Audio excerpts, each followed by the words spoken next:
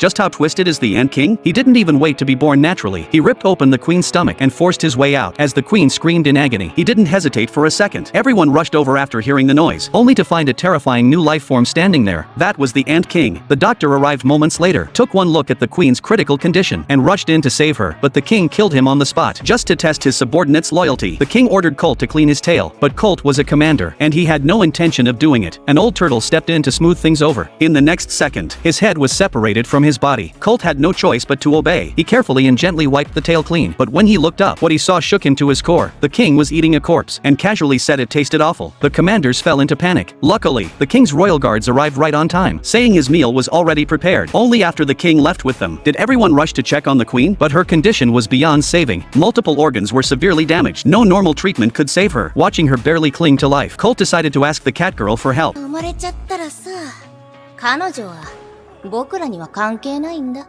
At this point, he had no one else to rely on. Meanwhile, the king had already grown impatient. He punched straight through a solid wall, then used his tail to launch himself upward, easily reaching the top of a mountain. From there, he looked down on the human world. He saw Colt leaving the nest, but didn't bother stopping him. Then he tasted the food the cat girl prepared, and immediately called it disgusting. It was nothing compared to what he tasted inside the queen's womb. That was the only flavor he wanted. Hearing this, the cat girl instantly understood. What the king wanted was human infants. Determined to taste it again, the king decided to visit a human village himself. Those poor villagers didn't even get a clear look at his face before they were slaughtered without mercy. Not even the little girl nearby was spared. But even after that, the king was still unsatisfied. He lashed the cat girl across the face with his tail, but to his surprise, her defense actually blocked the attack. She then made a suggestion. She told him to go to the human palace. That instantly caught his interest. At the same time, Colt chose to surrender to the humans in order to save the queen. He hoped they could treat her, because if the queen died, the Chimera Ants would lose their leader and scatter across the world, causing chaos. After thinking it through, Meruem agreed to help, and just like that, the queen received treatment from a human medical team, but her organs were too damaged and she needed transplants. Colt even offered his own organs to save her, but the doctors said, different generations of Chimera Ants are practically different species. Even so, the queen was still worried about the king. Before she died, she gave him a name. Meruem,